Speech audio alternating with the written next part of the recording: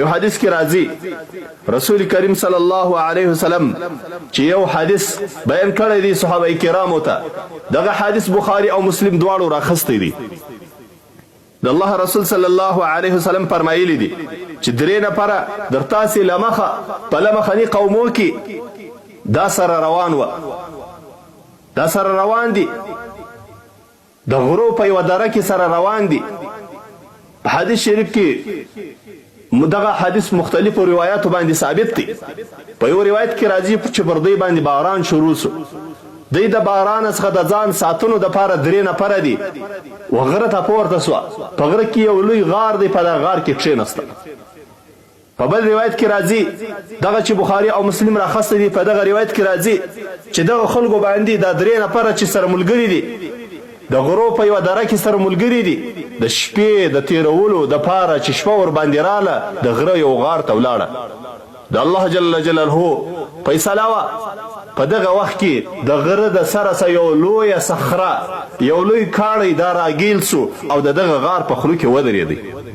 چې کله دغه د غار په خولو کې دغه لویه صخره او کاڼی ودرېدی، دا خلکو په خپل مابین کې سره وویل انه لا ينجيكم من هذه الصخره.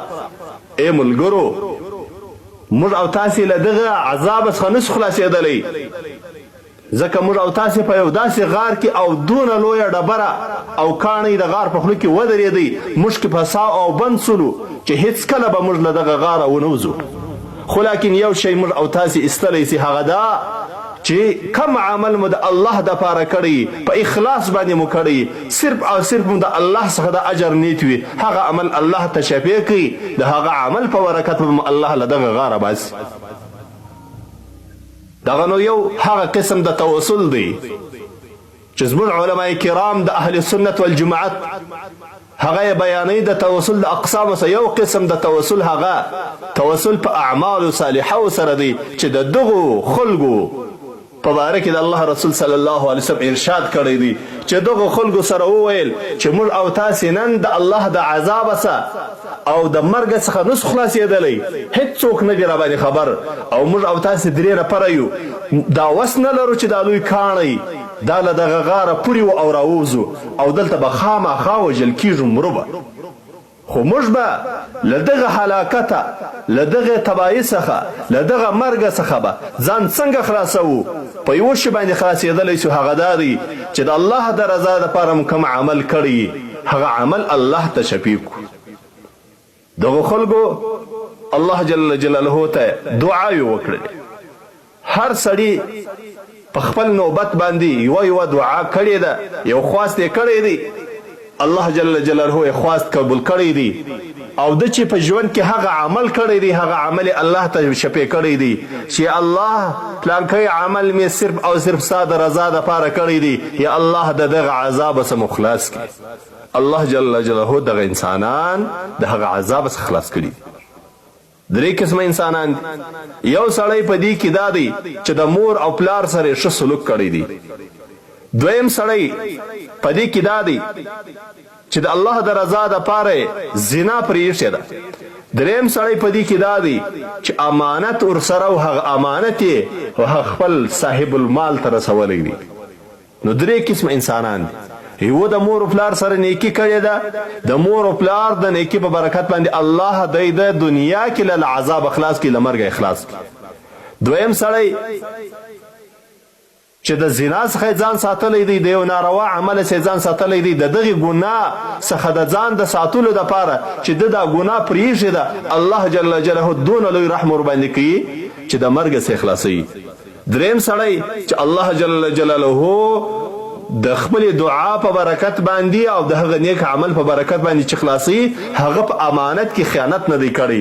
د یو چا امانت ورسره پروت وي، هغه امانت یې سالم سلامت بیرته رسولی دی، الله د دغه عذاب خلاص کړی دی.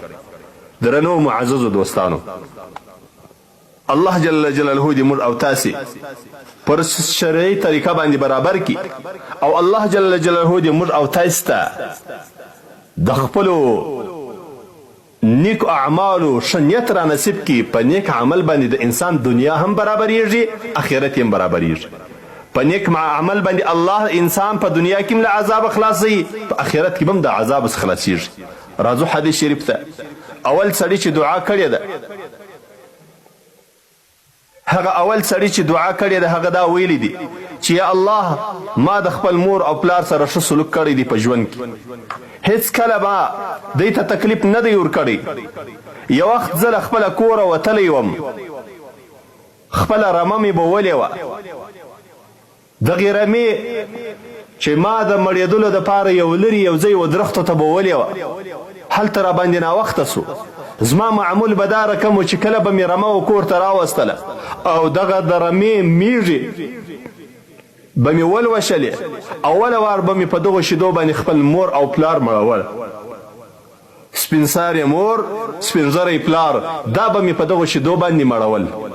خو یو ورځ چې زما رمه وځنډېدله، چې کله زه و کور ته رالم، مور مې هم بیده ده، پلار مې هم بیده دی.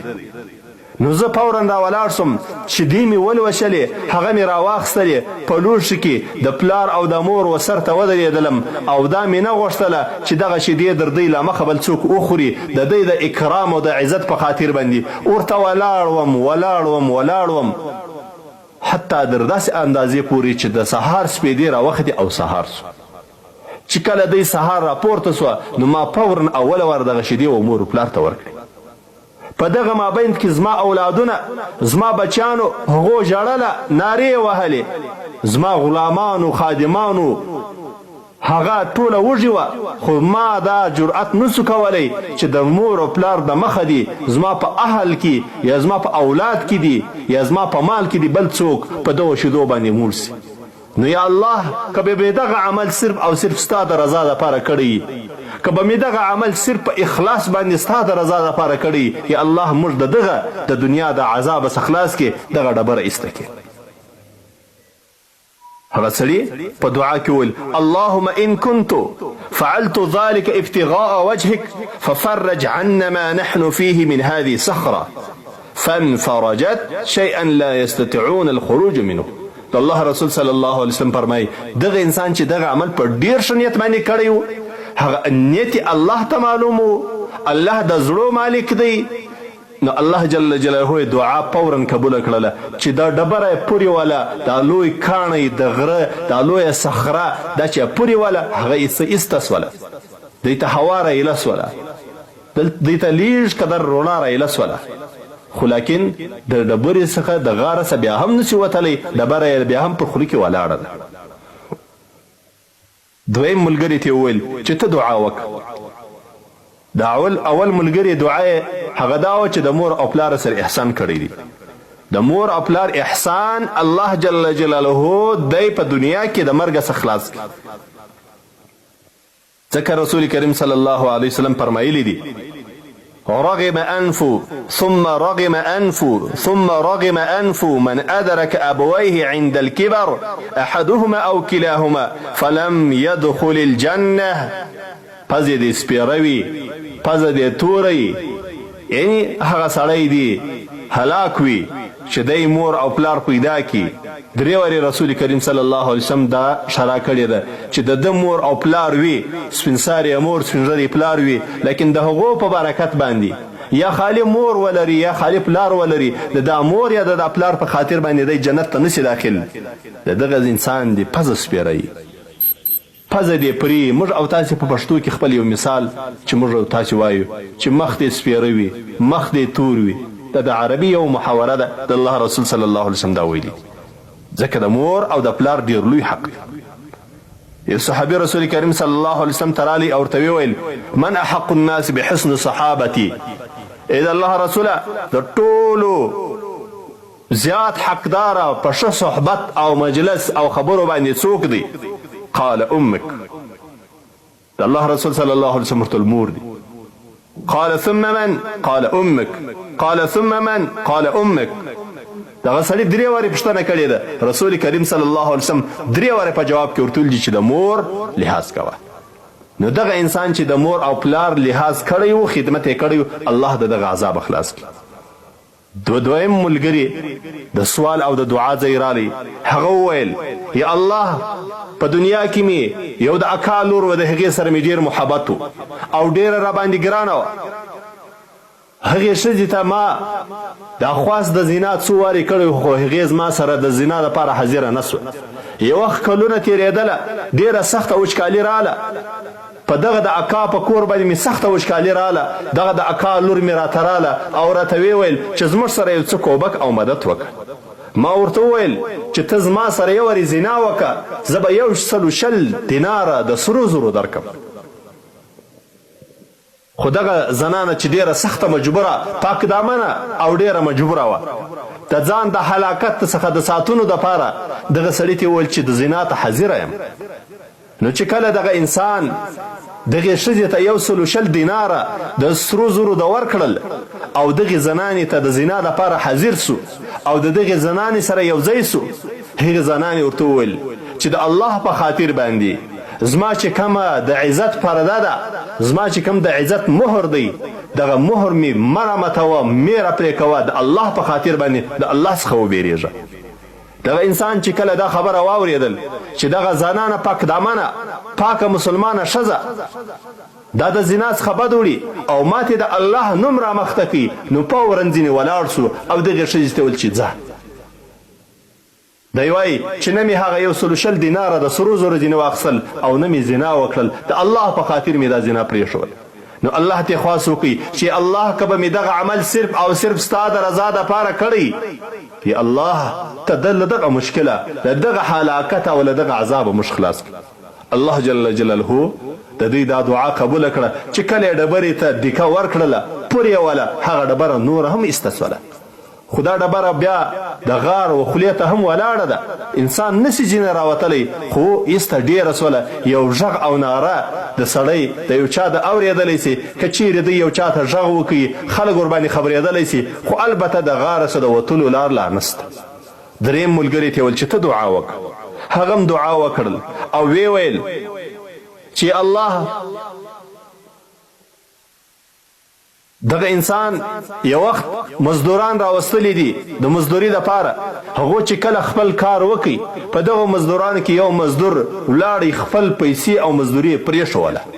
دغه سړی چې نیک او صالح سړی دی هغه راولاړ سو، دغه مزدوري یې په کار باندې واچوله، دغه د ده مال یې په کار باندې واچوي، هغه ډیر سو، حتی در داسې اندازې پورې چې په حدیث شریف کې راځي چې د دغه انسان د دغه مال څخه د دغه مزدور د خپلې مزدوري څخه دونه مال جوړ سو چې رمې د پسو او ګلې د اوښانو او د غویو ځینې جوړې سولې او مریان سوله.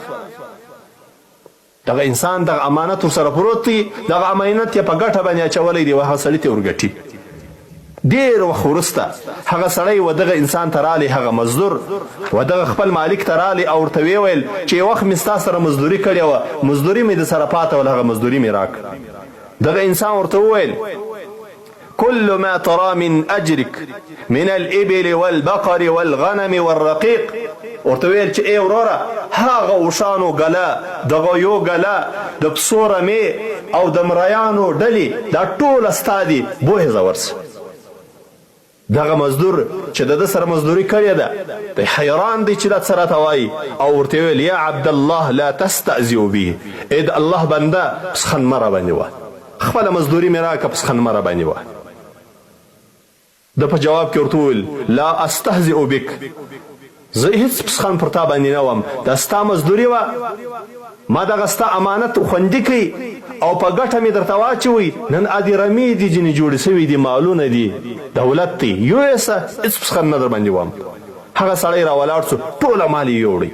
نو دغه انسان دغه دریم الله ته خواست وکړي چې الله که به مې په دغه امانت کې خیانت نه کړی او دغه امانت مې نور زیات کړی دی، په ګټه باندې مې اچولی دی، بیا مې خپل صاحب ته په ښه طریقه باندې رسولی دی، یا الله که به مې دغه عمل صرف او صرف ستا په خاطر باندې کړی، یا الله د دغه عذابه سم خلاص کړي.